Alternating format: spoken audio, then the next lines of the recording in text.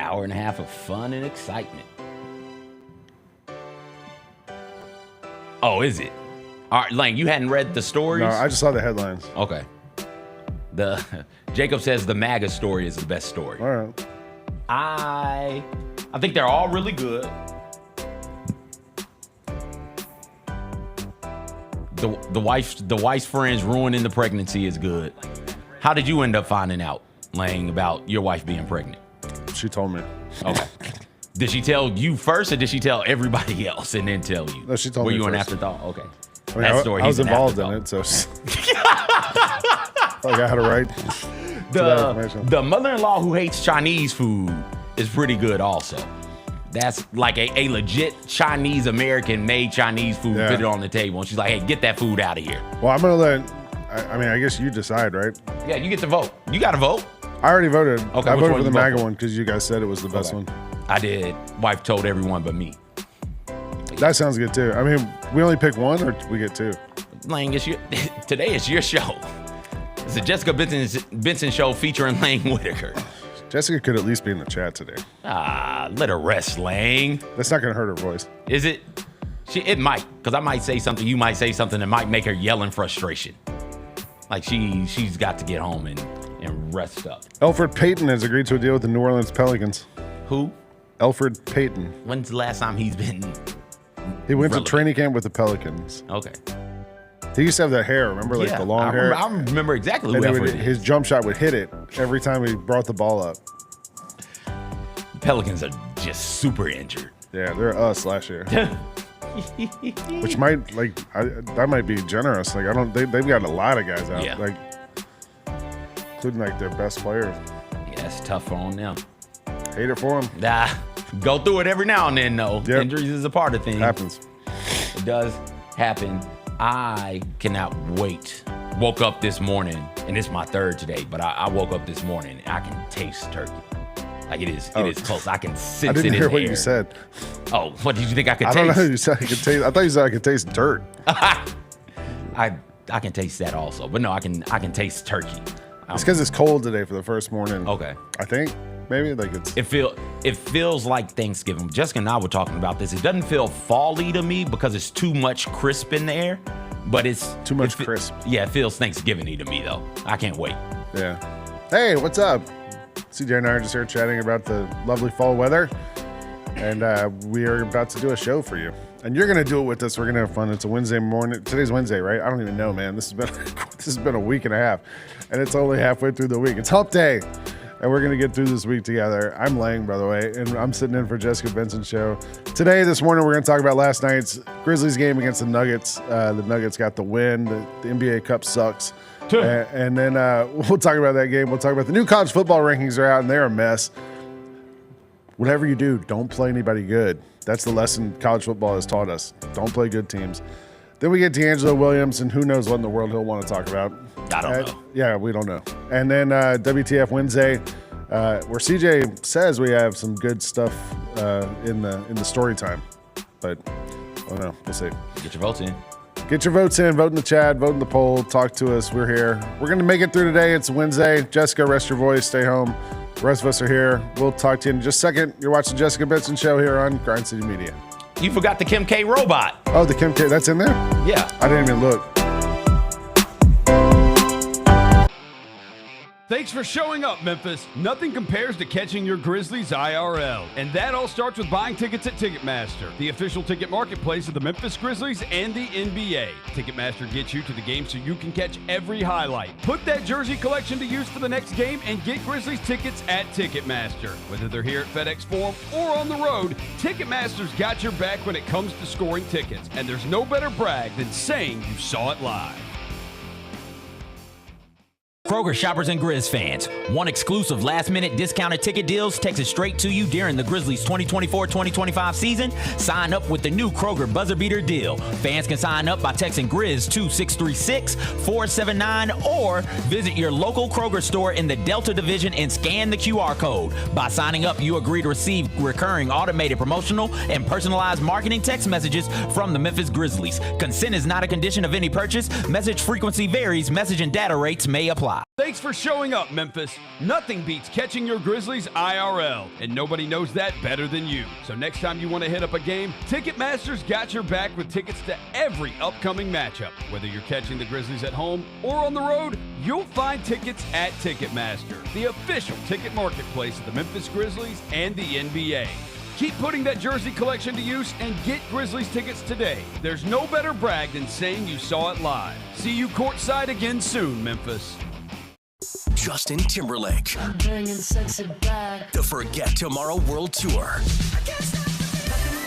Live in Memphis. Justin Timberlake. FedEx Forum, Saturday, November 23rd. Get tickets now at livenation.com. The brand new single Selfish is available to stream and download now. If I get jealous, I can't help it. For more, hit up justintimberlake.com. D'Anthony Melton took my boys, my little guys, to the ice cream stand. He was like, I'm going to get ice cream. You want to go with? So he took my little guys to the ice cream stand. So, guess who their favorite player is now? John Morant. But outside of that, D'Anthony Melton's pretty high up on the list. How about this? We got used small D'Anthony Melton jerseys at our house right now. Love D'Anthony Melton. That was a fun night. It was a fun night, man. The Gary Parrish Show, live on weekdays at 10 a.m. on YouTube at Grind City Media and the official Grind City Media app. Who will lead the Grizz in steals this season? I'm going to go with Pippen for steals this season. So I'm going to go with Jaren. I'm going to go, as long as he's in the rotation, I'm going to go Jake LaRavia for total steals, and I'll have Marcus Smart in my back pocket for steals per game. Hey, Grizzlies fans, be sure to tune in to Grizzbeat, where the panel and I break down all things Grizzlies and take a look at the rest of the NBA as well. The show is live every Wednesday, 2 p.m. on YouTube at Grind City Media and the official Grind City Media app.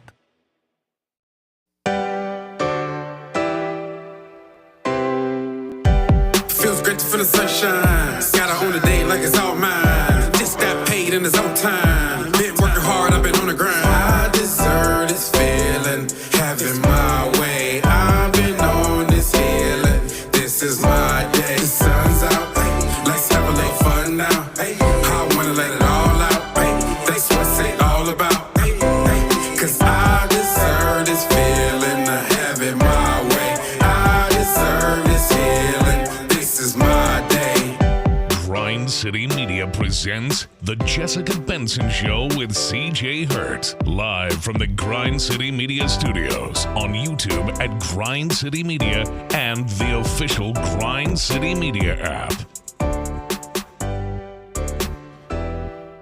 Good morning, y'all. Welcome into the Jessica Benson Show with CJ Hurt. I'm Lang Whitaker, sitting in for Jessica Benson today. She's resting her voice because she smoked too many cigarettes. But her voice is all scratchy and doesn't sound great. So Jessica has been put on the chilling list by the Grind City Media medical team. We got a PR release last night. It said questionable, parentheses, laryngitis, Jessica Benson. She's out today. She's out tonight for the game. Hopefully she's back tomorrow and sounding a little more like Jessica. I doubt it. That's not how laryngitis works. How does it work? I don't know how it works. How does laryngitis work? Does it all like of this is swollen, so it's got to go down. Sure, resting it can help some, but like it's gonna be tough. She's gonna sound like that for at least another week, I would guess. You tell me I got to do this for another week? No. She's healthy. She's fine. She should be back. It's just trying to talk over everything that's going on in the arena. That might be hard for her. In here, nobody is talking. It's not a whole lot of noise. Especially in that arena, it is loud this year. I don't know if you guys notice sometimes the cameras on the scoreboard start shaking because the music's so loud that it. Oh, I thought that was just a scoreboard doing it. I thought that was a new. The cameras are shaking from the music. Okay. It kind of gives you the effect of it being real loud. Yeah. But it didn't happen last night because of anything the Grizzlies did. I can tell you that. The Grizzlies came out last night and did not play great. Lost to the Denver Nuggets 122-110.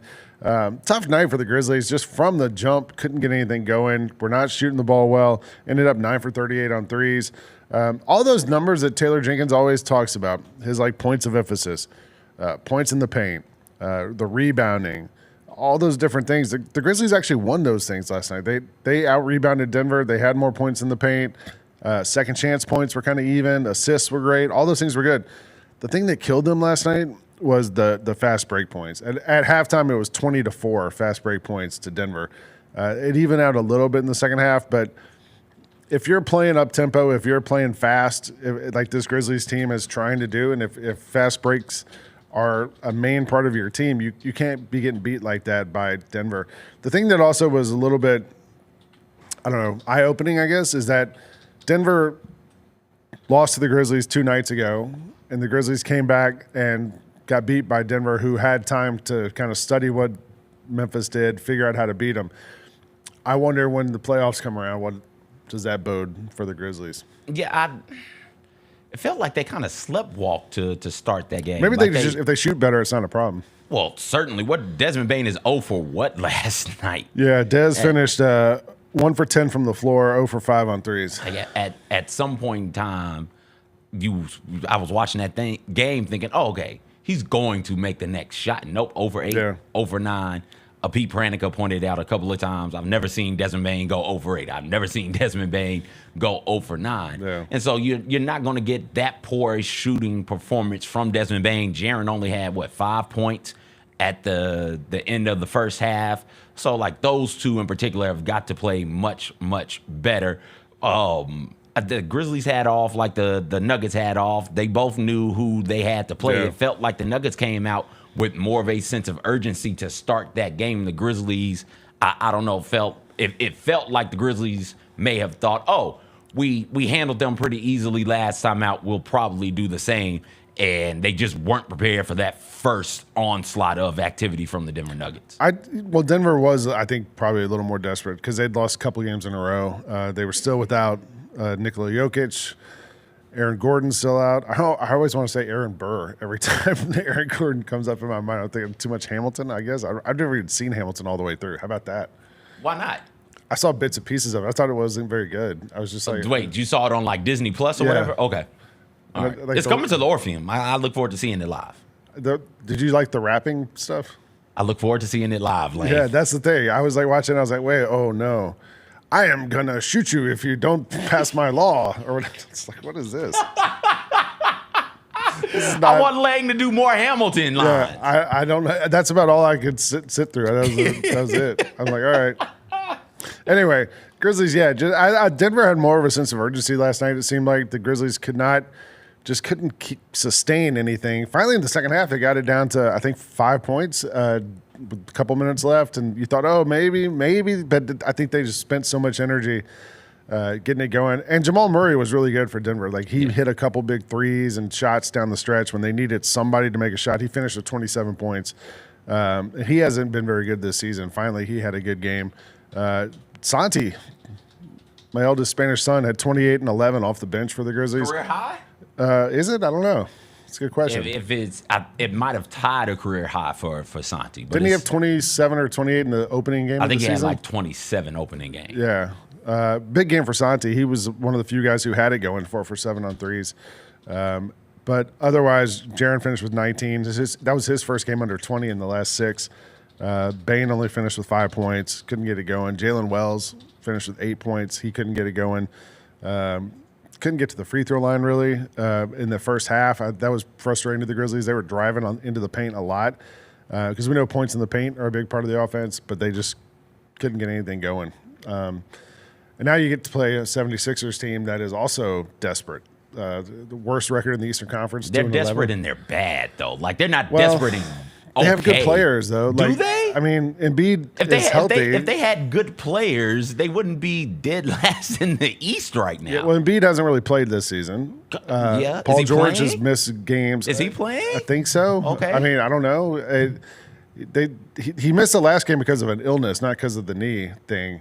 The game they lost in Miami where they had an hour-long team meeting after the game. Oh, we're like 13 games into the season. And they're already good teams don't break out team meetings this early. The best part of it was the way it was characterized on ESPN was that they had a team meeting and the coaches and it was a team meeting with the coaches, which is also kind of different usually than the way it normally goes.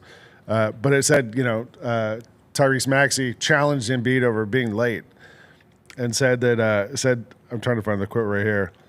He said the MVP was late, quote unquote, for everything, and said it impacts the locker room. Maxey and Embiid have a close friendship and a history of holding each other accountable. This is Shams' report. Tyrese loves big fella, but this is the elephant in the room, a person involved in the meeting told ESPN. But here was the part to me. This is kind of buried in the story, and this was, to me, the telling part. Players told 76ers coach Nick Nurse they want to be coached harder. Coaches said they want players to practice with purpose and attention to detail. Embiid accepted the messages sent in the meeting, sources said, but he stated he is sometimes confused about what the 76ers are attempting to execute on the court. Yeah, of course he's going to be confused. He's not healthy enough to practice or play. I don't know. He's confused by it. Yeah. Aren't they? What are they like? Attempting to execute on the court means scoring, right? Like that's what they're attempting to execute. Whatever plays they're running, it's hard for you to know what you're supposed to be doing when you aren't healthy enough to be out there and play. Like that's you can draw it up on the board, then you can walk through it. Yeah. But at least when I was playing at high level, by high level I mean middle of the pack Tennessee basketball in high school, right? We learned by running through the play full speed. Coach would draw it up, we'd walk it through, and then we would run through it full speed. Yeah. You have to be healthy enough to run through it at full speed, and Joel Embiid isn't. I just looked at the 76ers injury report. Kyle Lowry is my age. He's out. And so he's out. Tyrese Maxey is questionable. So Maxey's got the hamstring. He's been out for a couple weeks, and they're waiting on him to make his return. It might be tonight. They have another game, I think, Friday night. Right. And they're targeting one of these games. Lowry's out. Conspicuously absent in this whole thing was Paul George, who was like their big offseason signing and was going to be the guy, you know, the other part of their big three. He's barely mentioned in this report about anything. I think like he was like, all right, leave me out of this crap. Like he never seemed like the kind of guy to get involved in one of those things. I mean, it's not his team, is it? No, apparently not. It's Embiid's and Maxey's because they've been there the longest, and they're the two who have had whatever success the Philadelphia 76ers have had. They've been two of the pivotal pieces for that success the past, 2 years, 3 years.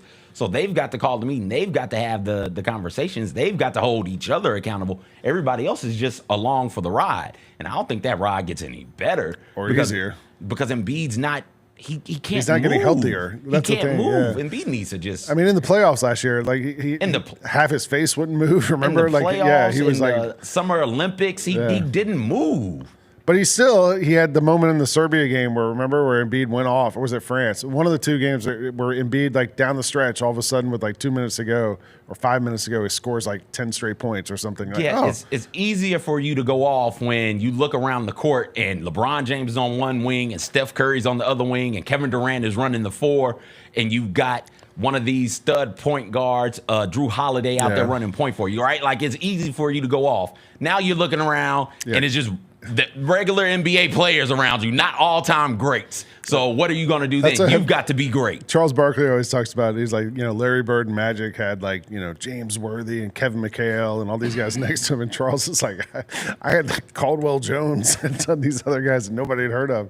It's sort of like the issue, I guess, Embiid's going through now. Some guys, if you got good teammates, it makes it easier for you.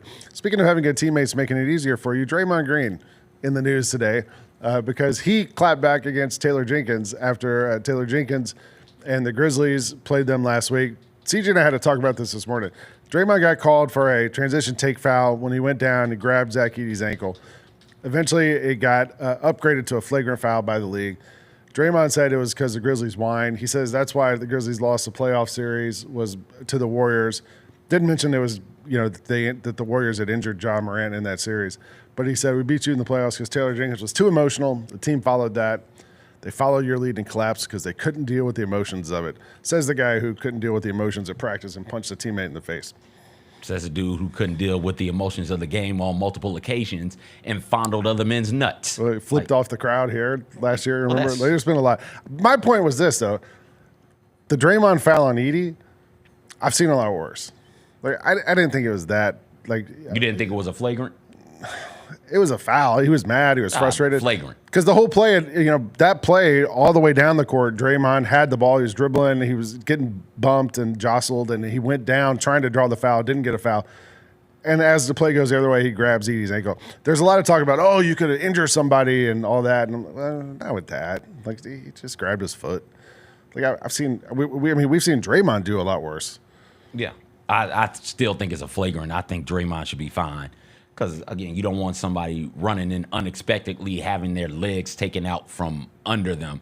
That can lead to very bad things happening. Yeah. And if I don't think he really took his legs out from under him, though. He grabbed his ankle and prevented him from running. But like I told you, if that happened in an NFL game, you're breaking that tackle.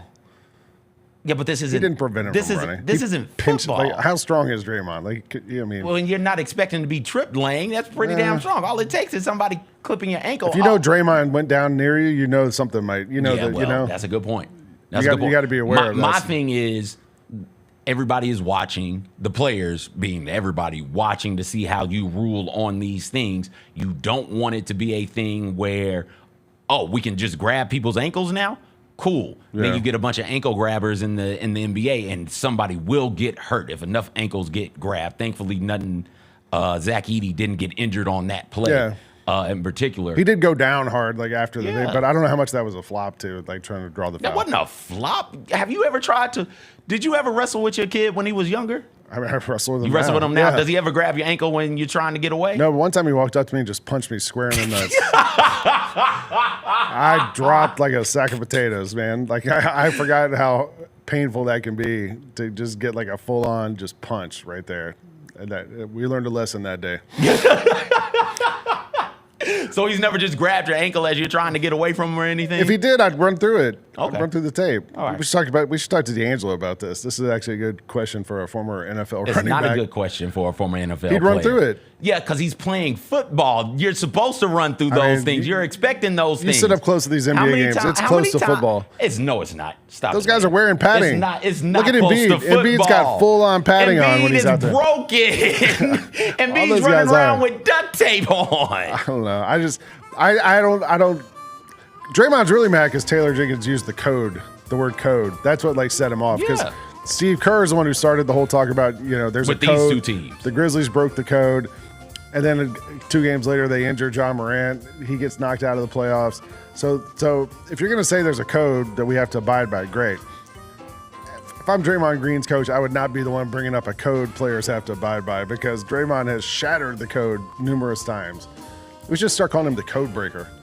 Call him Nut Check. He and Dylan Brooks, they just grab dudes' nuts for no damn reason. Didn't DeMichael ask Taylor Jenkins about this? Yeah. And I think Taylor just said, I don't have the tweet in front of me, but Taylor said something about I like coaching my team. There it is. I love my basketball team, and I can't wait to compete tomorrow. Okay. So. Yeah. Doesn't bother him. Shouldn't bother him. Draymond needs podcast content. I know what that's like.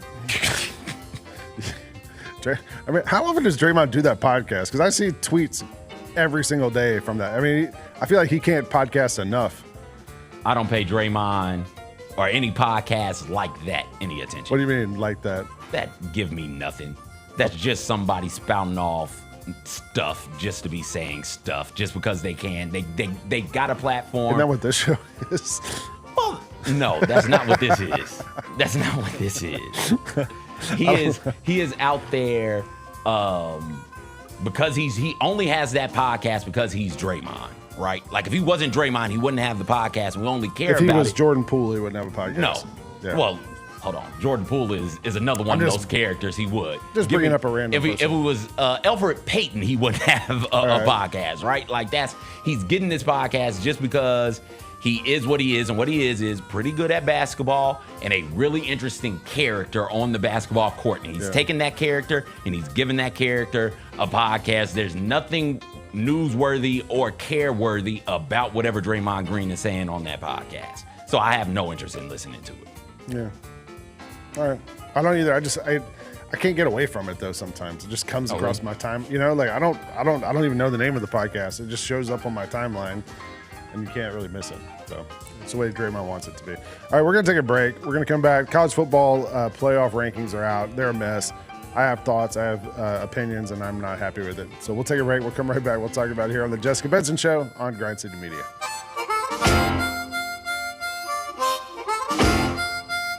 Who do you see ending up in the SWAC championship game? So give me your East and your West based on what you see right now. If I had to say from what I've seen this year so far, I think You're probably going to get a Southern Jackson SWAC championship. Get all of your HBCU sports and culture news by tuning in to HBCU Huddle with CJ Hurt and Mike Wallace. New episodes drop every Thursday on grindcitymedia.com, YouTube, and Spotify. Let's face it, there's a lot of trash talk in basketball, but the great teams let their performance do the talking. Like Ford F-150 with Pro Power on board, a class-exclusive industry-first feature that turns your truck into a mobile generator and leaves the competition speechless.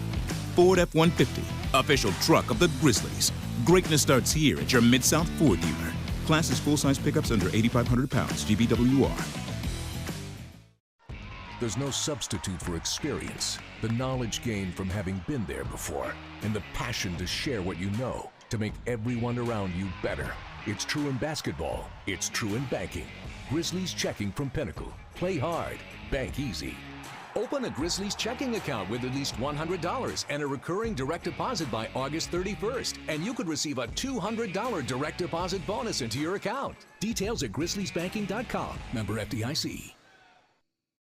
Grizzlies fans, dunks, dimes, and no-looks are great on TV, but nothing compares to catching them IRL. And that starts with buying tickets at Ticketmaster, the official ticket marketplace of the Memphis Grizzlies and the NBA. Ticketmaster gets you to the game so you can catch every highlight in person. From seeing your favorite Grizzlies stars up close to hearing the squeak of the sneakers on the hardwood. Put that jersey collection to use and get tickets at Ticketmaster. There's no better brag than saying you saw it live. See you courtside, Memphis.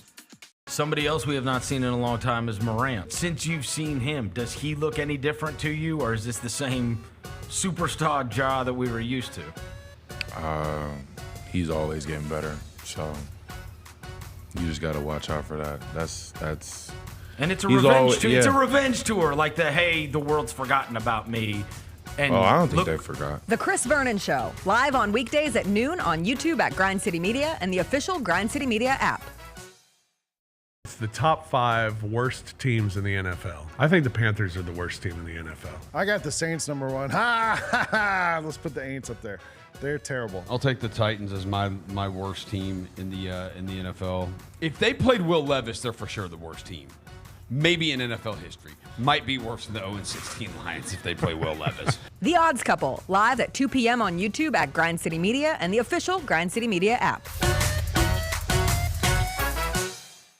Who will lead the Grizz in steals this season? I'm going to go with Pippen for steals this season. So I'm going to go with Jaren. I'm going to go, as long as he's in the rotation, I'm going to go Jake LaRavia for total steals, and I'll have Marcus Smart in my back pocket for steals per game. Hey, Grizzlies fans, be sure to tune in to Grizzbeat, where the panel and I break down all things Grizzlies and take a look at the rest of the NBA as well. The show is live every Wednesday, 2 p.m. on YouTube at Grind City Media and the official Grind City Media app.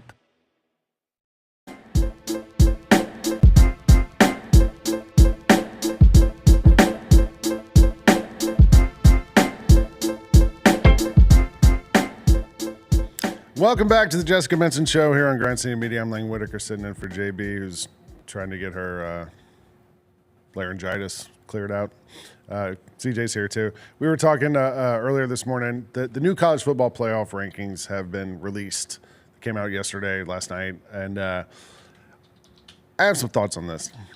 At the moment, the way it's set up, the top 4 teams are all conference champions, well, right? Not at the moment. That's how it will be. Presumed conference champions. That's how it will be. When this thing ends, top 4 conference champions will all be 1, 2, 3, 4. Right. So we have Boise State, Oregon, Miami, and Texas. There's a chance, I guess, all those teams don't win their conference. Yeah. And then whoever wins their conference will be 1, 2, 3, 4. Yeah. So that's got to get sorted out. And then the other teams that are at large bids, basically. And this is going after Georgia beat Tennessee last week. Tennessee is actually one of the first teams out of this group of 12 now that's left. Georgia's in there at number 11. Penn State's ahead of Georgia. Indiana's ahead of Georgia. Indiana's ahead of Alabama. Penn State's ahead of Alabama. BYU is still in there. Conference champion. Conference champion, even though they lost last week. Yeah. And right now they lead the Big 12. So they might not be conference champ when Could it's all end up said being and done. Colorado. Right. Yeah, there's some other teams that are still in the mix there too. And I don't really have a lot of faith in BYU winning out this thing. I don't either. And being a conference champion. But at the moment, that's how it is. So lots of questions. I saw a lot of people on the Twitter last night from my SEC followings. People I went to Georgia, clearly. There's a lot of talk about why is Texas ranked ahead of Georgia? Because right now they'd be the SEC champ. But they lost to Georgia. They'd be the SEC champ. And the way that it sets up, if you're the champion of the conference, you get the buys. You get to be at rank 1, 2, 3, or 4. Well, the college football playoff chairman, Ward Manuel, who is, by the way, the athletic director at Michigan. Yeah. Michigan. Shout out Ward. Said that as the committees analyze the body of work of Texas versus where Georgia is with 2 losses, even they were both top 25 teams, we came out Texas was still a very strong team deserving of the 3 seed. So Texas' body of work, as they're saying, is what does it. That's just tell us. They don't have a body. They don't have a body of work. Tell us the truth. Say right now, Texas has played one really good team and they lost. Right now, Texas has 1 loss in the SEC. If the season ended today, they would be SEC champion, and we've got to pick the champions 1, 2, 3, or 4. Like, tell us the truth. Yeah. If Texas loses either to Texas A&M or in the or SEC, the SEC championship, I don't think Texas gets in. I don't know. Well, so I don't know if you saw Lane Kiffin yesterday was talking about it. Like SEC. Where's Ole Miss at? They're right behind Tennessee, I think, or right above Tennessee. They're both like They're right 10. there on the edge. Ole Miss is 10. But they get out because BYU gets in, basically. Ole Miss is in. Oh, where are they right there? I don't They're see them on the. 10. Ole Miss I is see. 10. Yeah, they play Indiana. Lane Kiffin pointed out he was like, I don't want to speak for other coaches. He goes, but I've been talking to other coaches. Nobody wants to play in the SEC championship game because if you lose, then you get another loss. Last year, Georgia was undefeated, went to the SEC championship game, lost by 3 points, and got knocked out of the playoff. That was the only loss they had all season was that one game. So all these other teams are like, look, we've lost. Everybody's lost at least a game. Some of these teams are going to have 2 losses. It could be your 3rd loss if you lose in the SEC championship game. And the college football playoff, like, they'll probably knock you out. Like, they've been saying, like, oh, we're going over body of work. We're looking at all these other things. Greg Sankey, commissioner of the SEC, came out and was like, I think they're going to value the opportunity these teams had, the place they put themselves in. They won't count the loss against them because it's a championship game and da-da-da-da-da. Well, yeah, right. Well, they did it last year. Like, I think they'll do it again this year, and they're going to knock somebody out. And it's all about, it's not about your individual school or your individual school's conference. It's about the whole landscape of college football. So going back to last year, yeah, Georgia had to be left out. They lost to Alabama in the championship game, and Alabama lost to Texas, right? So you have to put Texas in, and then what do you do from there? What do you do with Indiana? If Indiana loses, they're out. They play Ohio State this weekend. If Indiana loses, they're out. Indiana has played. There's 134 nobody. teams in college in FBS football. Indiana's schedule is the 106th. I'm surprised it's only 106 because they got to play Ohio State and they played Illinois, right? Like Indiana has played nobody. You know how many power conference Western teams? Illinois. They don't even have an extra FBS game, right? Like No. Penn State's schedule isn't great, but they did schedule Well, that's West the thing. Virginia. Georgia played Clemson. Georgia played Clemson. And Georgia plays Georgia Tech. Georgia will play Georgia Tech, Yeah. right? So Georgia will be sitting there with Georgia 11, they have 10. the number one Georgia strength will of sit schedule in the there- country. Oh, okay. Yeah. Georgia will sit there with 10 Power 5 games. So that you will factor that Yeah, in you when it's all should, said but they're and done. not. They will when it's all said Georgia's and done. number 11. They hadn't played 10 Power 5 They played 9. games. They played 9 and they've got 2 losses, right? The extra win will help. It should. Georgia is in also. Where should Georgia be? I think they should at least have a shot at having one of these home games, or I'd be higher than 11. I think they're in a good spot right now, man. You give me Kirby Smart with 3 weeks to prepare against a James Franklin team, I'll take that any day. So you think Georgia, because of the win on the road against Texas, should be ahead of should have a home game? So be 5, 6, 7. So Sure. So who's 7 right now? Indiana. So they would effectively push Indiana back. Well, we'll see what happens if Indiana loses. Also, I was looking at strength of schedule, this stuff. Of all the power conference teams, Indiana has the easiest schedule of all of them. Yeah. Every team in college football. Yeah. Who are the teams you would not want to play out of all these teams. Like, if I'm Georgia, I'm cool getting Penn State, Miami. Like, I would not want to play Alabama. I would probably not want to play Ohio State. And maybe even Ole Miss. They're kind of the hot team right now. They're playing well. They beat Georgia 2 weeks ago. Well, yeah, if I'm Georgia, I absolutely don't want to play. No, Ole I'd Miss. like to play. I think you get another shot at it. But Lang, for me, man, it's would you be afraid Oregon. of playing Boise State? I would play all of them but Oregon. Yeah. Like, that's the only I'm not one. even that scared of Oregon. Yeah, like Dylan this Gabriel is, doesn't really strike fear in me. This thing is wide open right now. Where if you told me pick one of these teams, and say, hey, this team is going to be national champion. One of these 12 teams up here is going to be national champion. Only BYU, Boise State, and Indiana would surprise me. Right? Notre Dame would surprise me. I could see everybody else winning a championship. Notre Dame's got a big matchup against Army. The interesting thing about this Notre Dame team is there's no way for Notre Dame to be top 4.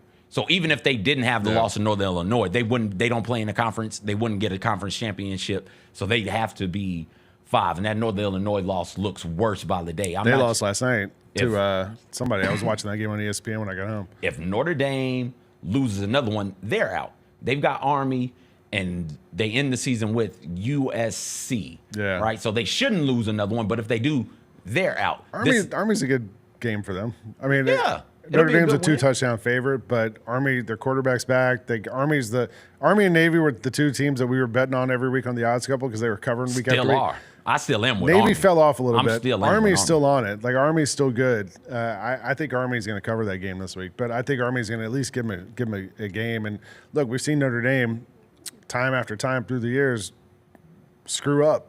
Lose a game they're not supposed to lose, and so I would not be shocked if they lose one of these. I mean, the games that under Freeman, the games that they lose are like that second game of the year to Northern Illinois or to Marshall, and then after that, for whatever reason, they're back fine.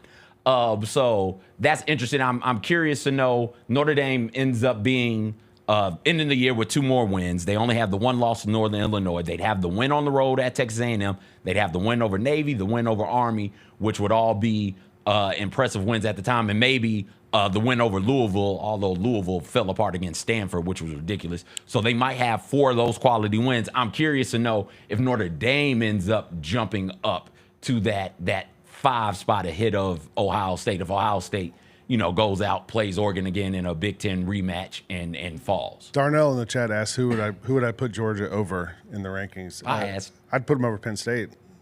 Who's Penn State beating? So you'd put 2-loss Georgia over 1-loss Penn State. Oh yeah, because I put them Georgia, over Indiana too. Because Georgia beat Texas, who you're saying shouldn't be. Georgia beat 3. Clemson. Georgia beat Texas. Okay. Georgia beat who's Tennessee. Tennessee. Okay. Like they've got a couple of matches. Games against top. You can't. There's also the argument about you can't say that they beat a ranked team. I've seen that argument this week too because teams are ranked at the start of the season and then they suck. We're taking it all but for the most part, from a Clemson's been snapshot good. of right now. From right now, I would take the way I would things take, sit. You will change your mind towards when the season ends and we get the final ranking because that's what actually matters.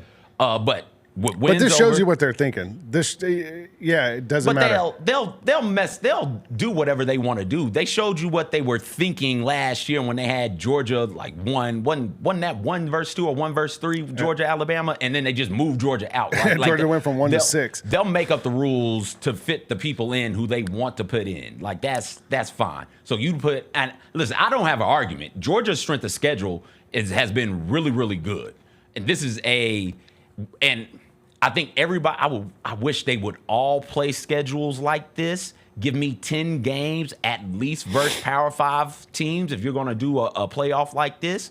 And I want the teams who do that to be rewarded. So sorry, Indiana, that win over Western Illinois, I don't care about that. That's not a power team. That's not an FBS team. So you've got a really weak out of conference, and then because of the way that the schedule shook out for you, you managed to avoid everybody worth a damn in the Big Ten but Illinois up to this point. So, yeah, if Indiana loses, Indiana should absolutely fall out. If Texas loses, Texas should fall out. If Indiana falls out, do you put Tennessee in? Yeah. So you go 3 Big Ten teams, 5 SEC. Yeah. Okay. I actually just looked at Georgia's schedule for next year. I think they've learned their lesson. They open with Marshall, Then they play Austin P. Yeah, like we can't. Florida, the Charlotte 49ers. Yeah, we can't allow these to be the schedule. SEC needs to go to 9 conference games, and they need to make it to where you have to play at least one FBS Power 5. Georgia does play Alabama, Ole Miss, Texas, and Tennessee next year too. So four top 20 teams, top 15 teams. While that is all well and good, that Austin P game is a joke. That Charlotte game is terrible. I mean, Georgia plays UMass this week. Like they have those games where they play crummy teams. Get you one. Fine. I went to the Georgia Tennessee Tech game back in September. Like they played Clemson, then they played a bad team. Yeah, you know? like come on, man. No, but to the Georgia point of it, you would have wins in a fictitious scenario. Yeah, potentially. I still think Clemson has a shot to get to the ACC title game. Don't they? Is that thing set? Either way it goes, you'd have wins over Clemson. Yeah. You'd have wins over Tennessee. Texas. You'd have wins over Texas at Texas. Yeah. Clemson neutral site, Tennessee at home, at Texas, with your losses being to Alabama, who's in. You lost to Alabama by 3 in. at Alabama. Then you got beat by Ole Miss pretty good. So, I think Georgia is, as long as they don't mess around and lose to Georgia Tech, I think they're fine. I don't know what the tiebreaker scenario looks like for the SEC with all those 2-loss teams, but right now I think Georgia is fine. I wish Indiana all the best. Indiana didn't play Illinois, by the way. Who they play? They did play Illinois. I'm looking right now. Okay. Darnell says they didn't. Okay. No, they beat Michigan. Nobody. They beat Michigan State. Nobody. Washington. Nobody. Nebraska. Nobody. Northwestern. Nobody. Maryland. Nobody. Charlotte. Nobody. UCLA, Western Illinois, Florida International. Yeah, that's not. If they didn't play Illinois, then that's not even a good schedule. Yeah. That makes that schedule all the worse, which means the loss of Ohio State. I don't care if you win the season 11-1 in the Big Ten if you're Indiana. If there is a team out there, you have no quality wins, right? Like how many of those teams are bowl eligible right now? Washington? Nobody in the outer conference is bowl eligible. Washington is right now. Not UCLA. Michigan might get bowl eligible this weekend. They play Northwestern, who might also get bowl eligible this weekend. I'm not sure if Nebraska's Maryland, 5-2. I'm not sure 5-2 in conference overall. Yeah. So I mean, they're almost bowl eligible. Okay, but that's they're not 5. They can't be 5-2. They're 5-5. Yeah, they're 5-5. They were 5-2 when they played. Almost bowl eligible ain't bowl eligible, right? So right now, when we take the snapshot, Nebraska's not bowl eligible. Wisconsin, I don't think is bowl eligible. Wisconsin's 5-5. Michigan's not bowl eligible. Northwestern's not bowl eligible. Maryland's not bowl eligible. 4-6. Yeah, a bunch of 500 teams. So you're talking about a resume that has nobody good on it versus a team with a resume with 3 good wins. I think you could say look, Indiana's had a fun season. Great. It's been an awesome story. Kurt Cignetti's awesome. He has funny quotes in the press conferences. He's glib. They're a great story.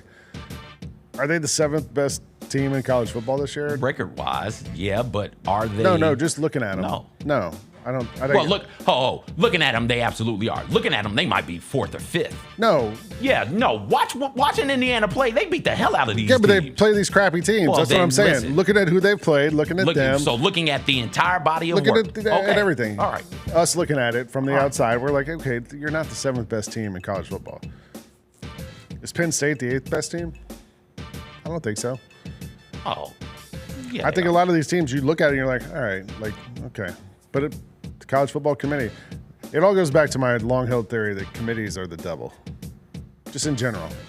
Committees are what you do when you can't decide something.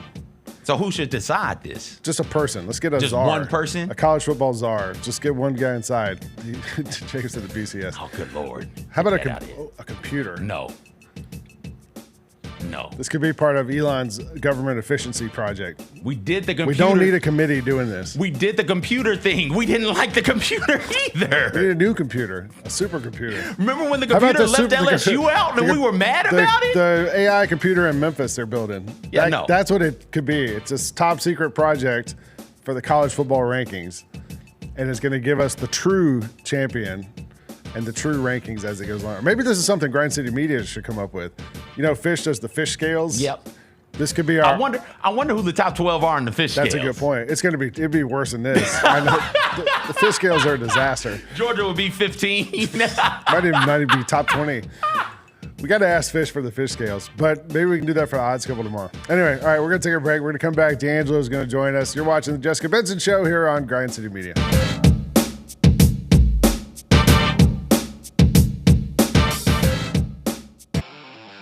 Thanks for showing up, Memphis. Nothing compares to catching your Grizzlies IRL. And that all starts with buying tickets at Ticketmaster, the official ticket marketplace of the Memphis Grizzlies and the NBA. Ticketmaster gets you to the game so you can catch every highlight. Put that jersey collection to use for the next game and get Grizzlies tickets at Ticketmaster. Whether they're here at FedEx Forum or on the road, Ticketmaster's got your back when it comes to scoring tickets. And there's no better brag than saying you saw it live. When it's all on the line, you turn to the strong, the stable, the unwavering. To those with a history of raising their performance to meet the moment. It's true in basketball. It's true in banking. Grizzlies Checking from Pinnacle. Play hard. Bank easy. Open a Grizzlies checking account with at least $100 and a recurring direct deposit by August 31st. And you could receive a $200 direct deposit bonus into your account. Details at grizzliesbanking.com. Member FDIC. Thanks for showing up, Memphis. Nothing beats catching your Grizzlies IRL, and nobody knows that better than you. So next time you want to hit up a game, Ticketmaster's got your back with tickets to every upcoming matchup. Whether you're catching the Grizzlies at home or on the road, you'll find tickets at Ticketmaster, the official ticket marketplace of the Memphis Grizzlies and the NBA. Keep putting that jersey collection to use and get Grizzlies tickets today. There's no better brag than saying you saw it live. See you courtside again soon, Memphis. I can't tell you how many people texted me and thought it was the funniest thing ever that you were sitting on the front row in your jersey. Yo, no. You were wearing a Tony Allen jersey on the front row. They're like, yo, tell him to check in. That joke was smeedy. I told Tia, I saw Tia, I said, Yo, man, I you did should have a hoodie on, though. I mean, a sweater on. I told Tia, you should have sized up on that joint, man. Yo, shout out to Robin Hood, man. The Chris Vernon Show, live on weekdays at noon on YouTube at Grind City Media and the official Grind City Media app. Anthony Melton took my little guys, to the ice cream stand. He was like, I'm going to get ice cream. You want to go with? So he took my little guys to the ice cream stand. So, guess who their favorite player is now? John Morant. But outside of that, DeAnthony Melton's pretty high up on the list. How about this? We got youth small DeAnthony Melton jerseys at our house right now. Love DeAnthony Melton. That was a fun night. It was a fun night, man. The Gary Parrish Show, live on weekdays at 10 a.m. on YouTube at Grind City Media and the official Grind City Media app. Who will lead the Grizz in steals this season? I'm going to go with Pippen for steals this season. So I'm going to go with Jaren. I'm going to go, as long as he's in the rotation, I'm going to go Jake LaRavia for total steals, and I'll have Marcus Smart in my back pocket for steals per game. Hey, Grizzlies fans, be sure to tune in to Grizzbeat, where the panel and I break down all things Grizzlies and take a look at the rest of the NBA as well. The show is live every Wednesday, 2 p.m. on YouTube at Grind City Media and the official Grind City Media app.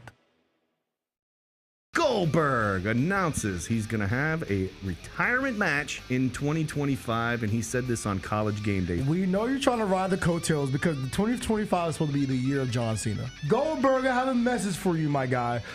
We don't care about your retirement match. Your retirement match was 3 years ago. Go somewhere, go away. Tune in to Grind City Wrestling weekly on the Grind City Media app and on the Grind City Media YouTube channel.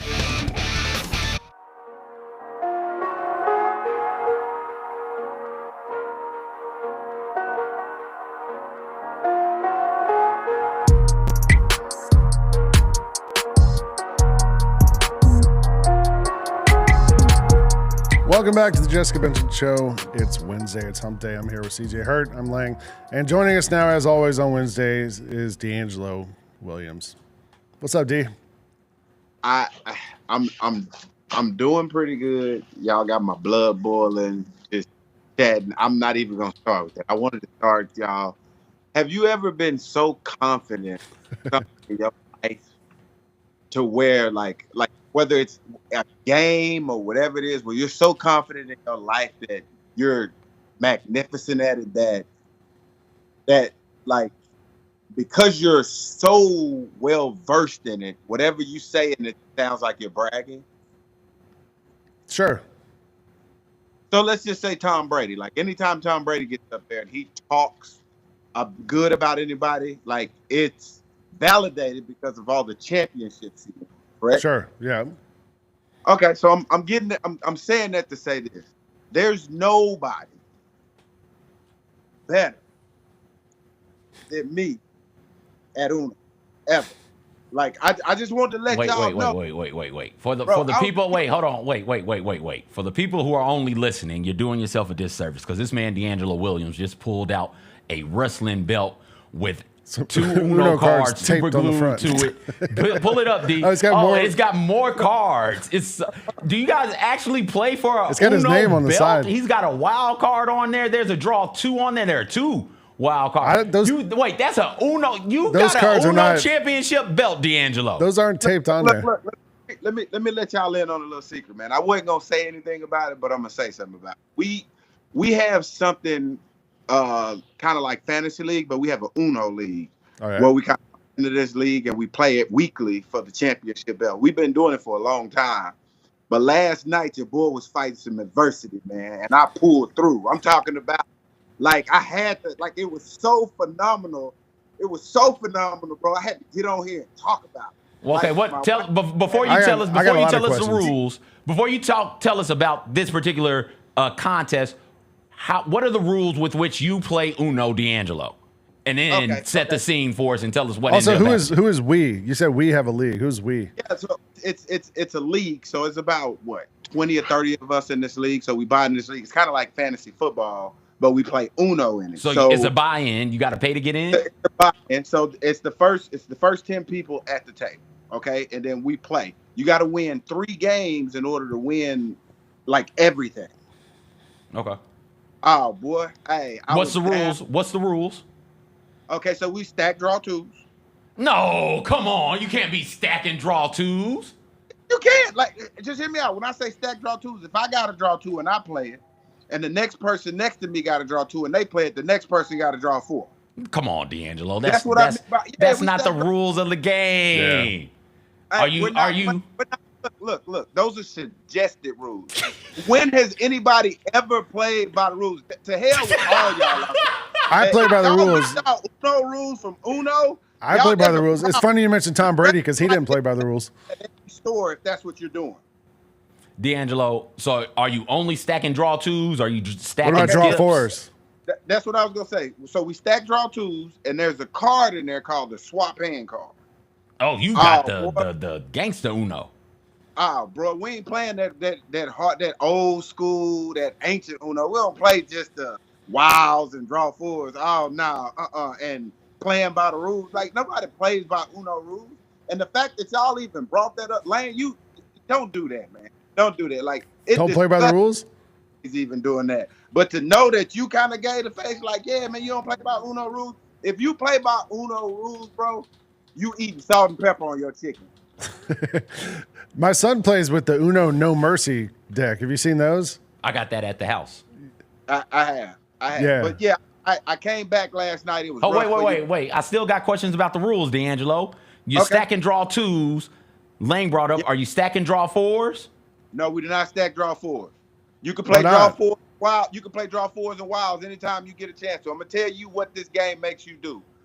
We play it like poker, so to speak. So you can't hold a certain color, but if there's a red card, you got a red 2 and a red draw 2, you're more likely to play the red 2 instead of playing the draw 2 because it can come back around and hit you across your damn head because you don't know who all got draw 2s. Right. So it's a strategic aspect for that.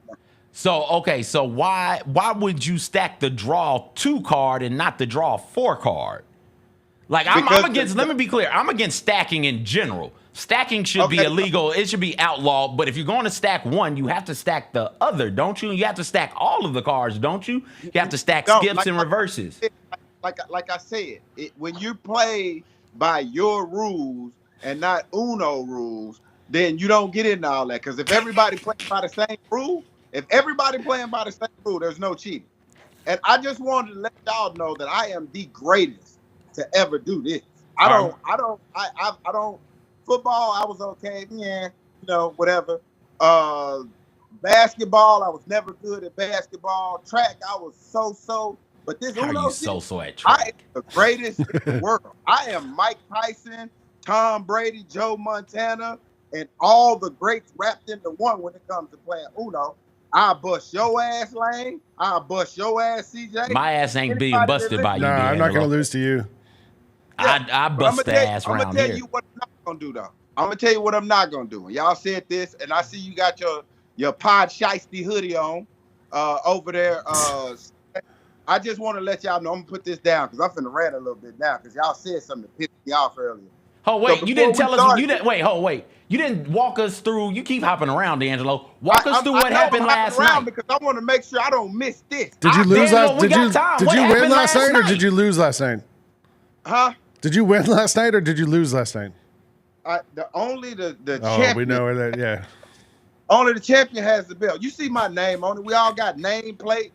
You know what I'm saying? Like we all got dubs and stuff. Like this is weekly, and I'm talking about we talk trash to each other. But here's the thing, though. Every time I win, all of the people that we play against, because they know I'm the greatest, they silence the chat because they don't want to hear me. Like it's crazy. Yeah, look at this list. I'm at the top of the list. It's crazy, guys. Like it's unreal just how good I am. But I don't want to talk about that. I know you I keep getting away from this, CJ, but I got to talk about this, dude. I got to talk about this. I'm going to tell you something about this new generation and this new world we live in, NIL, and everybody just thinking about themselves. There was somebody, Lane, whether it was you, CJ, whether it was Jessica or somebody in this damn company, thought that it was a smart and genius idea for a 58-year-old man to get his ass in the ring with a 27-year-old man, and y'all thought that this was going to be a fight based off of somebody's history of 30 years ago. If that's the case, you wouldn't be with the wife or the girl that you with right now, because 30 years ago, they wasn't that same person. They wasn't that young, spry. Life, liberty, and the pursuit of happiness has changed in that last 30 years and what you deem. So put that man in the ring with that young man, and y'all led him to slaughter and thought it was entertainment. It was the stupidest shit ever, and I am upset with every one of y'all out there that watched that fight. I had to watch it because I had to talk about it. Oh, you had to. If it wasn't for that, I wouldn't have watched it either. Uh-huh. I didn't watch it, DeAngelo, so you can't be mad at me. I knew it was some only bullshit watched it. I watched when it it was coming, man. I just watched it for content purposes. When did you talk about it? I'll talk about it now. You and DeAngelo watched the fight, and DeAngelo's out here yelling about how bad it was. Honestly, the Grizzlies played that night, and I was watching the Grizzlies game, and they got down by like 25, and so I flipped over and I watched the last 2 rounds of the time. Also, like from what I was seeing on social media, nobody was watching the fight because the streaming was so bad from all the. Everyone said there was one of the undercard fights was great, but then the Tyson fight itself, like nobody could watch it because it was all glitchy. So I didn't see much of it. DeAngelo, I spent Friday at the Orpheum soiree. It was a great time. We got to dress up in costume. The theme was Moulin Rouge, and so we went out there. We did that all night, and by the time I got home, everything was done, and I wasn't going to watch it if I was at home anyway. So I didn't watch that We knew it was going to be nonsense when they announced the fight. We knew it was going to be nonsense when they announced the fight. Then they postponed the fight because Mike Tyson had a health scare. Yeah. We knew then it was going to be some nonsense. He was walking with a walker. Like, that's when I was man. like, all right, come on. So I'm gonna tell you this, and I will say this: the only good thing about this fight, and I have combed through this with a fine-tooth comb, and I haven't had anything positive about it. But I found one positive thing about the Tyson-Jake Paul fight. It gave us one of the greatest women fights of all time. If you say so. With Katie, oh boy, look. Hey, sit down. They're women. Do I need to watch her? What's her name again? To watch the bout before theirs. It was. I'm not going back. Do I need to watch her going forward? Oh, you ain't going back? No, I'm not finna watch that. They're gonna have a rematch, right? Because that was the second time they fought, those two women. It was the second time they fought, and both decisions was the same. And it made me think of something.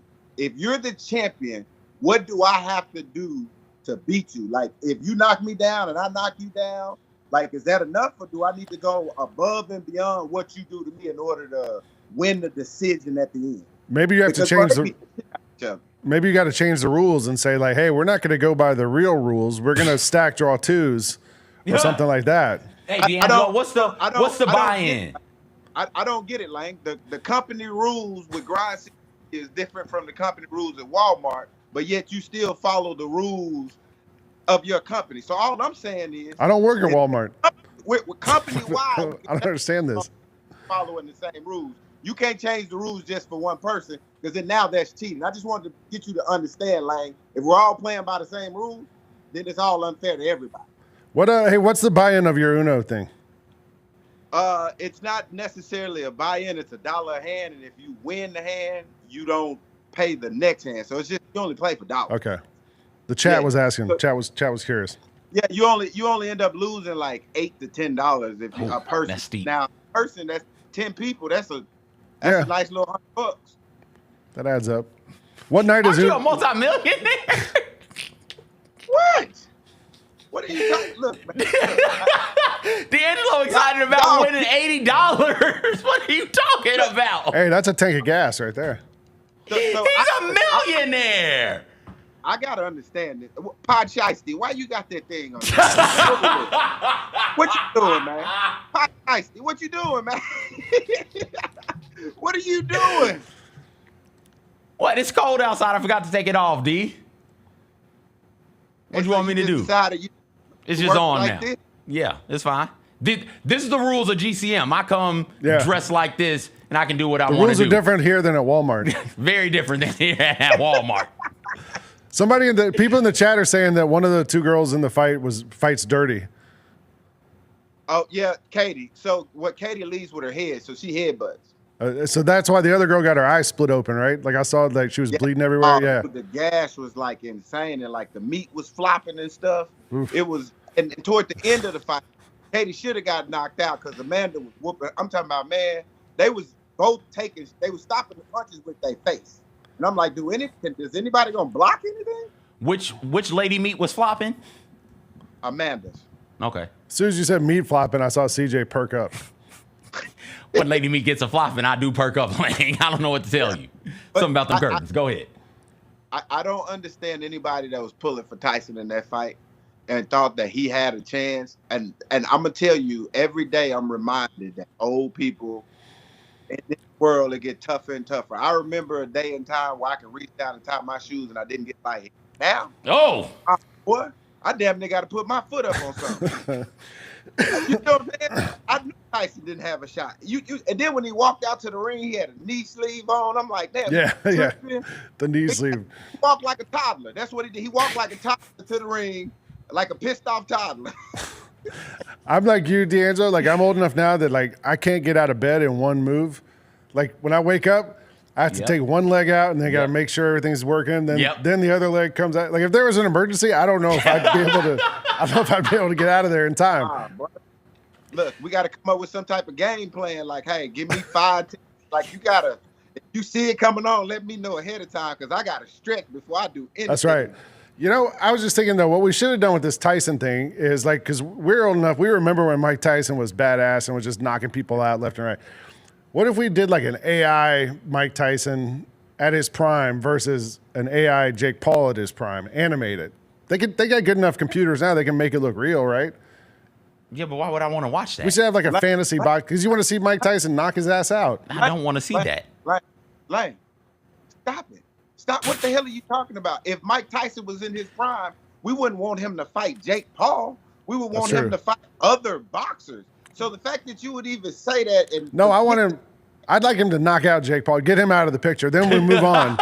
He wouldn't have fought Mike Tyson in his prime. You only fight guys that you feel like you got a chance to fight when you can demand the purse that he's demanding from that YouTube side. So I completely understand his angle and how he's doing things.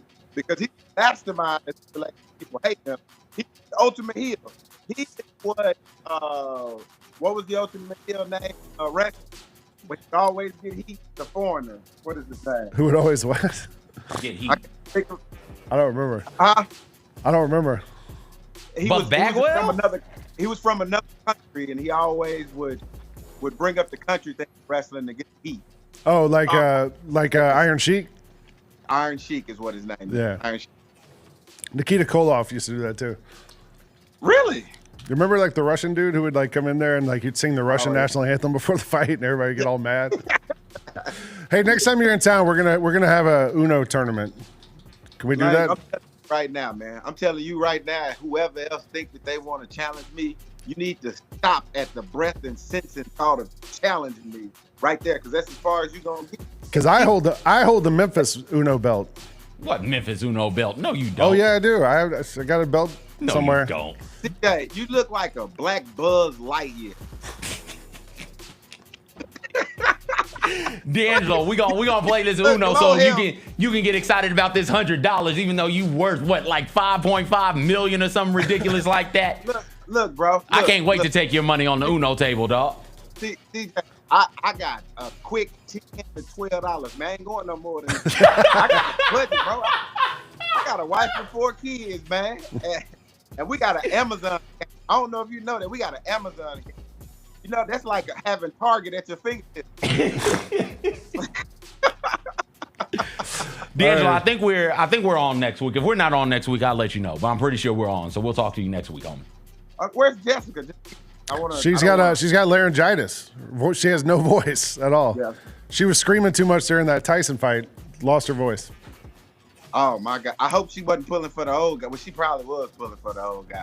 She might have screamed in shock when they did that interview before the match in the locker room. Look, man, how he got his cheeks out, man? When in 2024, man, you can just put your cheeks out. I'm like, damn, Mike, what you like? He's just wearing the pad. That's it. He's wearing the boxing pad. I'm like, and he walked off like he was angry. I was like, look at that toddler, don't want to put his clothes on. All right, we'll go practice your Uno. I got something for you when you get it back in town here, DeAngelo. Okay, man, I'm looking for it. Like, what is it? Give me a couple dollars? Like, I got $8. I got $8. I'm gonna put my $8 or $9 down. We're gonna play. No stacks though. No stacks. What you mean? Like, we play by the rules here. Hold up, we work at Walmart here.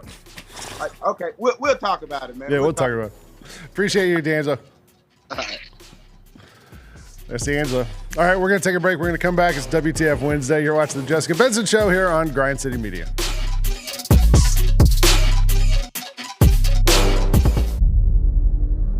Can't wait. It's time to get it popping. It's going to be crazy. The fans are going to be loud. We need just energy.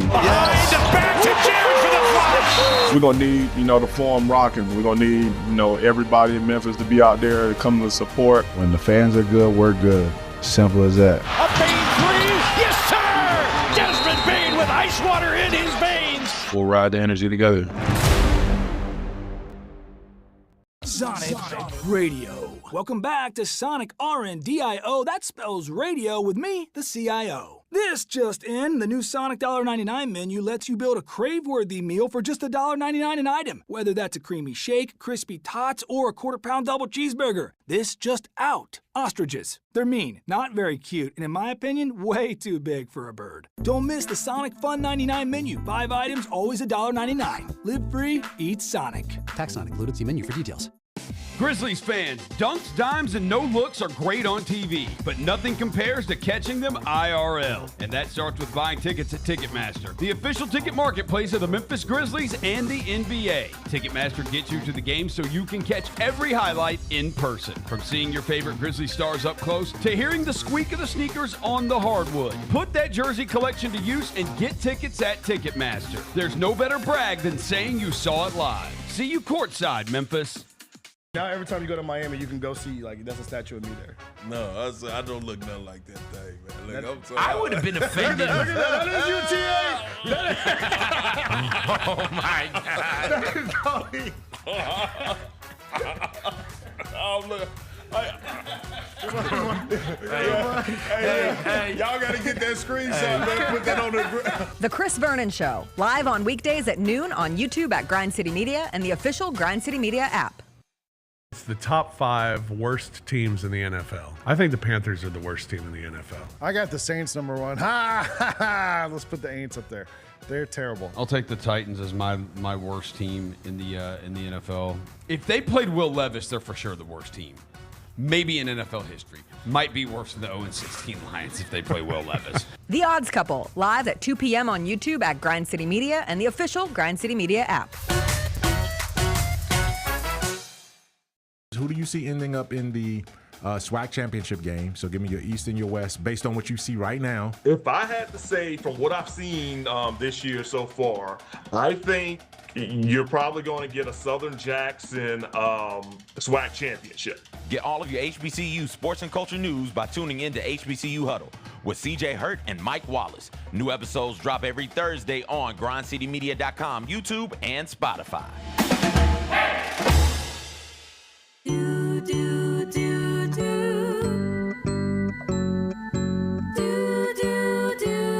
This is another JBS production. Twinkle, twinkle, rockabye. It's story time. Let's let it fly. The JB Show with CJ here to bring you tales that bring you cheer or fear or tears, whatever's here. Now hush you babies, listen up. It's story time. Let's get turned up.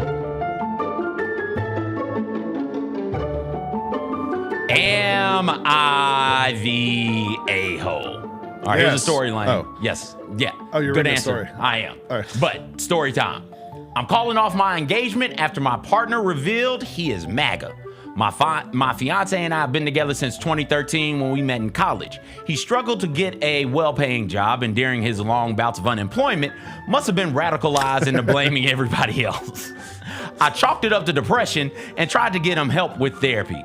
I paid for him to return to school to become a nurse too, but he still hasn't completed the prereqs after 7 years.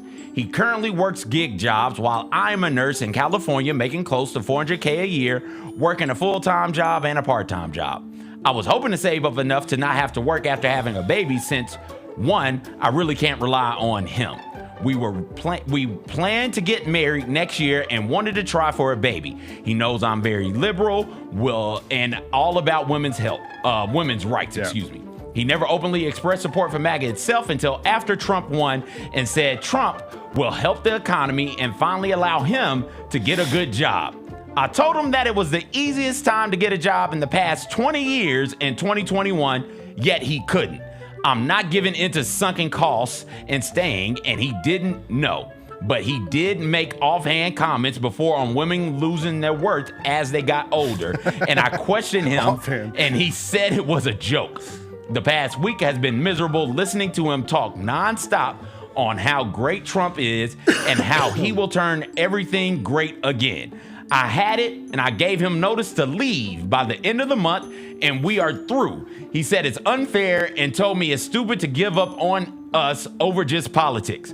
The very fact he said that solidified the notion that he is so clueless and our values are too different. He will likely have to move back into his parents' home or be homeless since he makes less than $35K a year in the most expensive region in the USA. Am I the bleep hole for throwing away my relationship of 11 years over politics? I wish politics was boring again. We got to edit here to read, but first, Lang, your thoughts. There's a few things there. I was trying to figure out the timeline of things because she mentioned 7 years of like not going to nursing school. So I was thinking this is a long-term thing. At the end, she says 11 years. So it's clearly a long-term thing. Also, she's making over 10 times as much money as he makes. $400,000 a year. He's making 35. She never says what his job is or what it's gig economy. So what does that mean? I don't know what that means. DoorDash, Uber driver, Lyft driver. Like he's so he doesn't really have a job. Well, hey, you said it.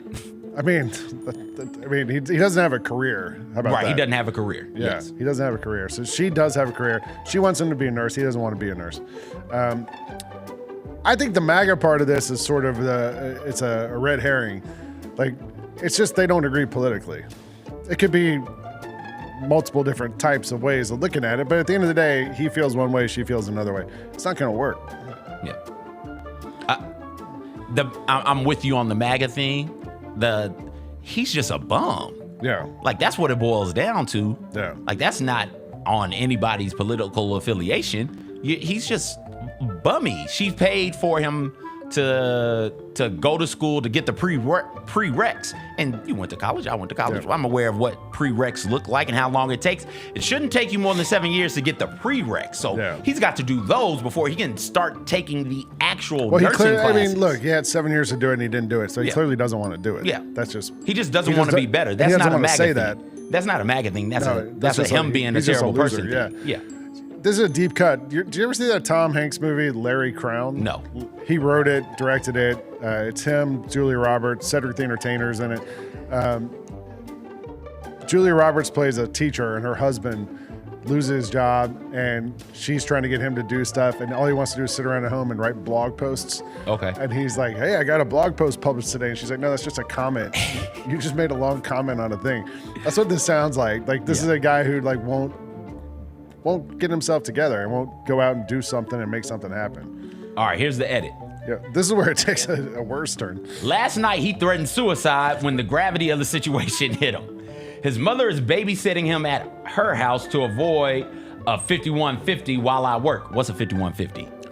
That's the code for a crazy person when you call the police. You know what? How do you know that? Because there's a Van Halen album called 5150, Okay. and that's why they named it after the code for a crazy person. His father is packing up his belongings and will move them out of my house by the end of the week.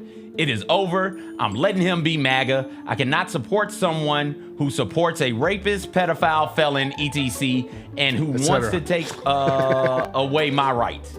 He knows I'm a sexual assault victim. Majority of our friends are cutting ties with him after they learned of the reason of the breakup. Luckily, his parents are extremely left, even by my standards, so may get a better balance on news instead of just the conservative forums he frequents. People grow apart, and we grew apart. One can break up for any reason or no reason at all. I simply asked if I was an asshole to do it, not if I was right or wrong. Men are justified for breaking up with women if she gets fat, but if a woman breaks up over moral differences, it's wrong. So that's the edit. Yeah, I mean, the chat is pretty one-sided that she's not the a-hole. Not the a-hole. Yeah. You want to break up with him, up with him. But also, he's just a bum. Yeah, he's a bad dude. That's not a MAGA thing at all, but let me say, that's not a MAGA thing exclusively. Bum-ass dudes exist across the political spectrum, and you got rid of a bum-ass dude. She had to kind of know his political views, right? After 11 years, wouldn't you know? Or you would at least realize somebody was like going from one way to the other. At a certain point. Yeah. Yeah. You think? Maybe she was working too hard and he wasn't. Maybe. Today I have to go talk. We have a group of students coming who are like journalism majors or whatever. Whenever I talk to these kids, I always say like, the key to success, I think, in your career and everything else is like you control what you can control. The one thing you can control is how hard you work. Yeah. Like you might not be as talented as someone else, you might not be as good looking as someone else, but you can work harder than other people. And like I feel like this dude did not have any interest in working harder than he needed to. Yeah. And now he's living with his parents. For now. For now. We'll see what happens. All right, WTF, Lane. All right, we got a lot of stuff to go through here. We got a robot. Robots are making their way into the world. Elon Musk made a robot, and it's apparently he gave the first one to Kim Kardashian, and she posted a robot with getting out of the cybercab robo-taxi. Like, why is that the picture you choose? Yeah, that is weird. Like, what's going on here? Did Kim, she forget to put pants on? Is Kim K naked? That's what I don't thought. know. It reminded me a bit. Throw the picture back up. It reminded me a bit of the little Kim album cover. Yeah.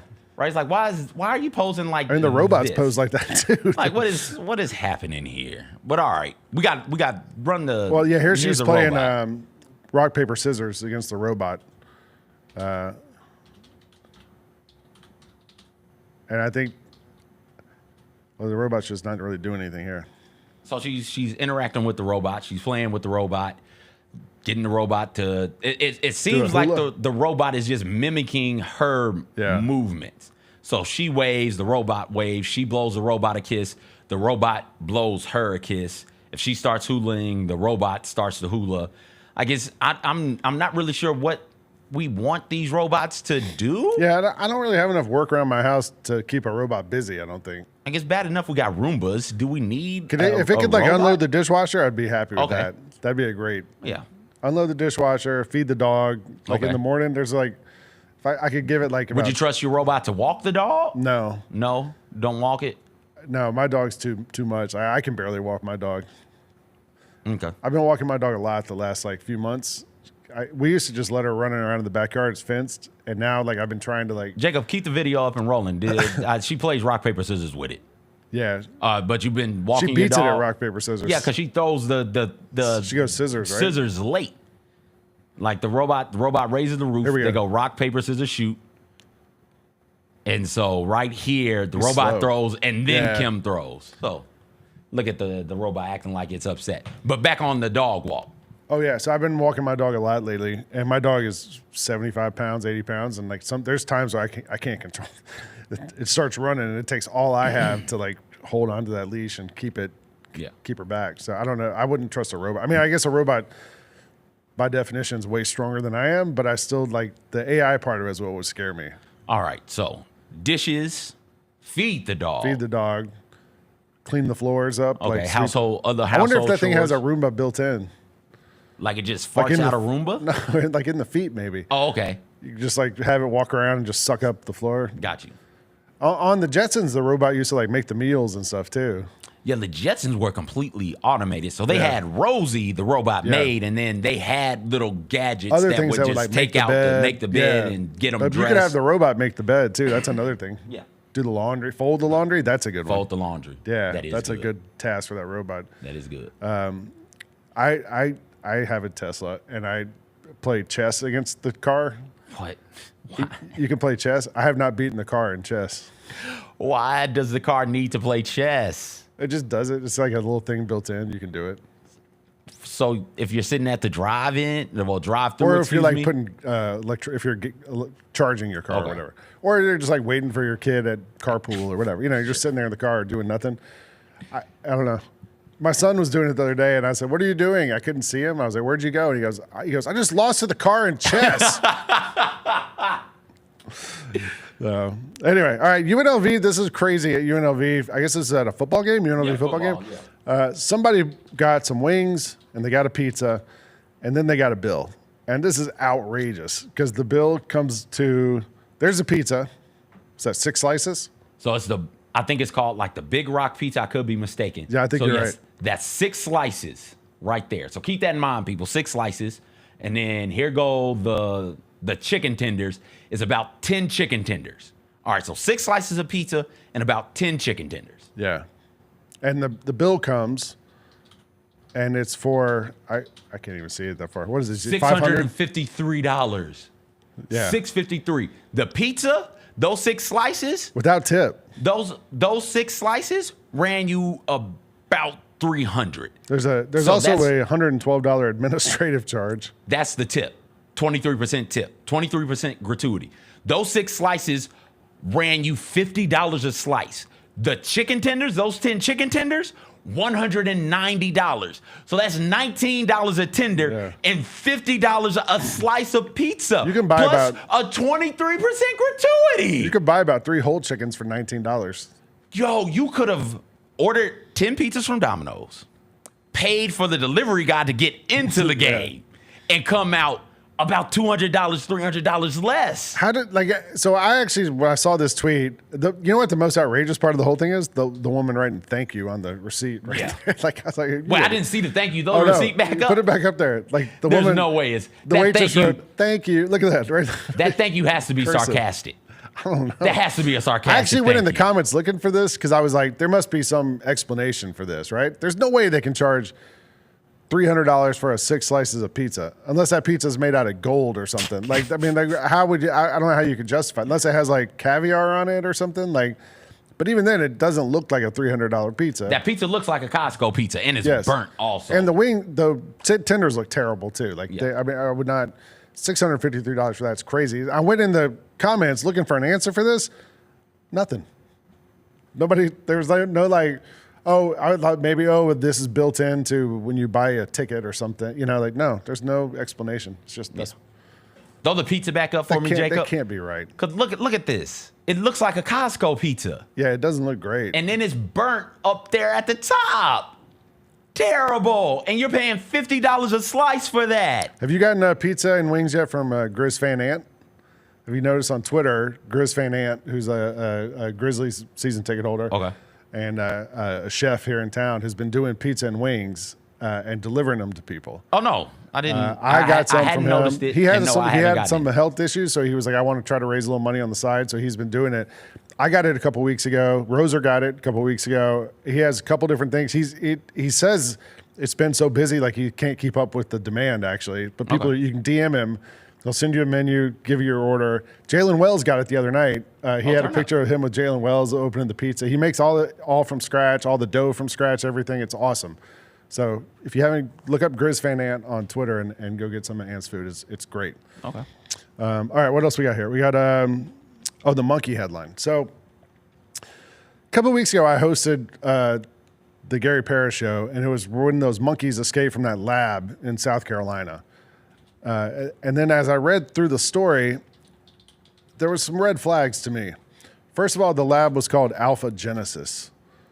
That sounds like something out of Stranger Things or some sort of sci-fi Alpha Genesis. The lab. Planet of the Apes. It's a research Evil. monkey lab. Yeah. Called Alpha Genesis. And it said, the Alpha Genesis spokesperson said, all right, there's another red flag.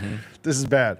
Then they said, oh, well, these monkeys were young and they have not had any experiments or anything done to them. And I was like, all right, yeah, there's another one. So now there's another headline today that the monkeys are still on the loose. Five remain loose. Yeah. I think 43 broke out. It was 18 at the start of the week, I feel like, and now 5 remain loose in the wooded area around Alpha Genesis. This whole thing, I saw Planet of the Apes. I know how this starts. Exactly how this starts. This is exactly. And now they're going to, I bet you there's going to get down to there's one they can't catch. And then we're going to find out that one is, the new king of the jungle. There's one they can't catch. We'll forget about that one that they can't catch. And you and I will be doing this show because Jessica's off on another bachelorette trip 15 years from now. Or where she loses her voice 15 years from now. And we'll be like, hey, you remember those monkeys that got loose that they said they hadn't experimented on and they caught all but one? That monkey's running the world right now. Yeah, he's going to come riding He's our monkey overlord right now. Like, come on, man.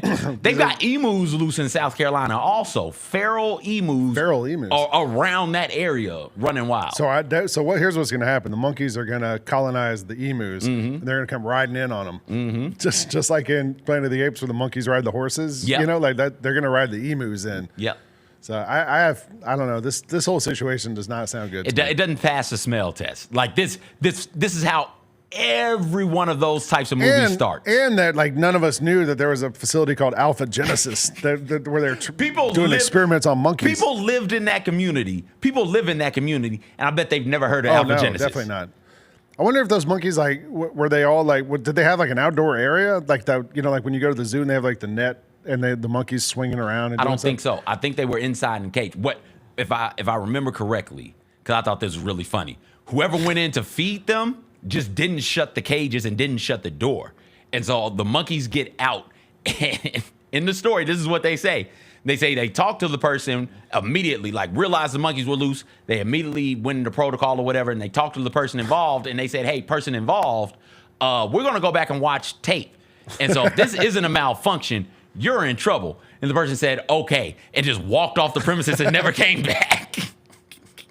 I mean, what kind of, it might be the guy from the Am I the A-hole story. This is the kind of job that guy would, this is a gig economy job where you're just feeding monkeys that don't go outside. And also, if these monkeys had never been outside, when they finally get out, they must have gone buck wild when those monkeys for the first time get out of the facility. Here's the other thing I think they're lying about. They're all female.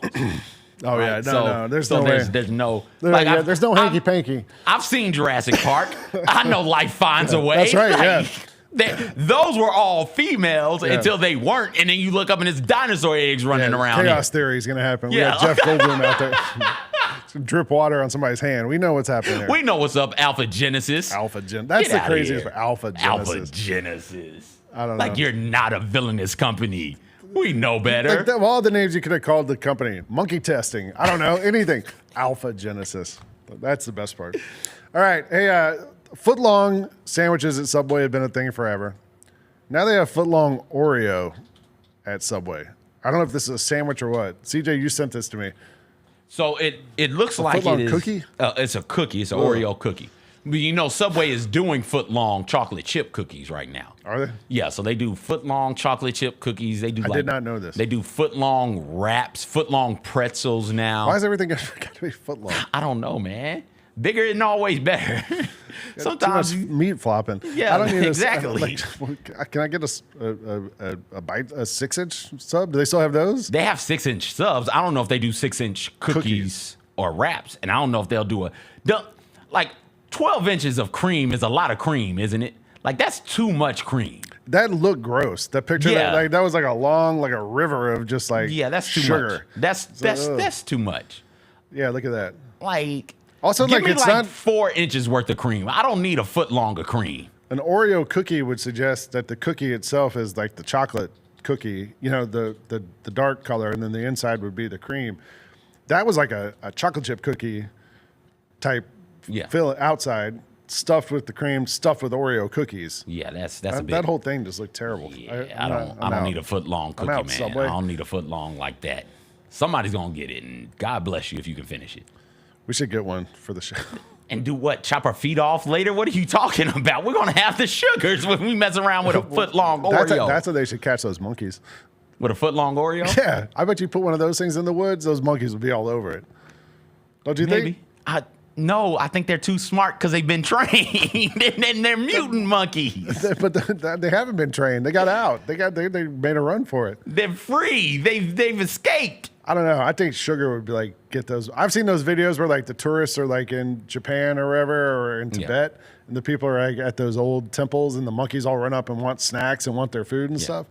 I bet your monkey would love a foot-long Oreo. Yeah, it would go against the mutant programming and come in and grab the sugar. Yeah. Maybe that's how we protect ourselves from a world with monkey overlords.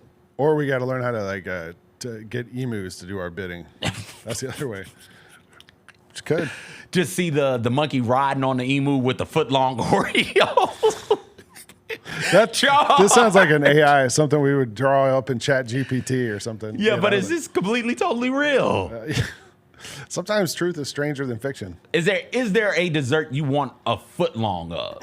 No, I'm not a dessert guy. Okay. I mean, my one dessert I'll have after a meal is, and now I'll have it everyone like 3 times a week. I'll have one Reese's cup. Okay. So the single ones, you know, like my son got a whole bunch of them for Halloween, and so I just said, I was like, leave me those, and I'll have one Reese's cup. I like the chocolate, the peanut butter. It's a perfect combination. One's enough. You don't need a foot long Reese's cup? No, I think I might get sick if I eat that much. Yes. They sell like those giant like bunny Reese's cups and stuff at Easter, like the huge ones. Yep. Like I don't. Yeah. What about you? No, there's not a dessert. Yeah. I don't know why Subway has decided to venture off into Subway's desperate. Various forms of foot-long things. Yeah. Because, again, they got like a foot-long pepperoni wrap and a foot-long like ham and cheese wrap. It's like, yo, your Subway, stick to the sandwiches, man. Give me the Italian urban cheese bread and the BMT sandwich. That's all you need. Something. Go get the meatball marinara. Yeah, that's a good one. And call it a day, man. Put it in the little like machine, make it warm. Don't need a foot-long cookie. You're good. Make your own bread. They always made their own bread that tasted pretty good. They didn't really make their own bread, but whatever. It was good enough. Anyway, last one. Speaking of good food, Shake Shack. Shake Shack is apparently now going to have burgers on, is it Delta? Yes. Yeah, on Delta airplanes. So on certain flights, I don't know which ones, you'll be able to get a Shack burger. You like Shake Shack like that? I love Shake Shack. Okay. Well, when Shake Shack very first opened, the very first Shake Shack was across the street from the Slam magazine office. Oh, nice. In the little park, Madison Square Park in New York City. Okay. So it opens, we find out about it, and the line would be crazy. So they put a little webcam on the top of the store so you could look and see how long the line was. So we figured this out. So we would send an intern out to stand in line, and we would watch them on the webcam. And when they got up near the front, we'd all run out there and get in line and get our Shake Shack. before they like franchised it out and everything else. So we used to go to Shake Shack a lot. I don't really mess with the milkshakes and stuff, but the burger is pretty great. Okay. I don't know. I don't. In-N-Out's fine too. I mean, you like what you like. I get it. Some people like certain things. Some people don't. I love Shake Shack. I think it's good. What about, do you like Shake Shack? I've never had it. Oh, really? I've never had, where would the Shack burger is good. be? I know there's some in Atlanta. I know. Okay. LaGuardia. A lot of airports have them now. So like I always fly in the morning. Like I don't want a burger at 9 a.m. You know, like. Or don't really want a burger. So I guess those are the flights that there won't be Shake Shack on. Those are morning flights, but if it's I'm wondering if those are like overnight flights or something. Because that also looked like a first class tray of food. Like that did not look like. It's the picture. They're trying to make it look good. Yeah, I get it. But your burger is supposed to come wrapped in like that paper. You know, like you can't get a burger on a. You don't want a burger on a platter. No, you can't eat it with a knife and fork like on Seinfeld, or the Snickers bar George ate with a knife and fork. All right, well that's today's show. We learned some things. DeAngelo is going to come up here and catch these hands and some Uno eventually. And I don't know if Jessica will be back tomorrow or not. We don't know. Grizzlies play the Sixers tonight, 7 o'clock. You can watch on FanDuel Sports Network. You can come down here and get a ticket, come to the game. Get your tickets, man. It's fun. Yeah, get a ticket, 901-888-HOOP or Grizzlies.com. Come tonight, watch the game, 6 o'clock. Tune in on Grind City Media, all the outlets for the warm-up show. Myself, John Roser is going to be on tonight. Jessica would normally be on. She won't be on tonight, so we'll figure it out. Devin, I think, is going to be on tonight.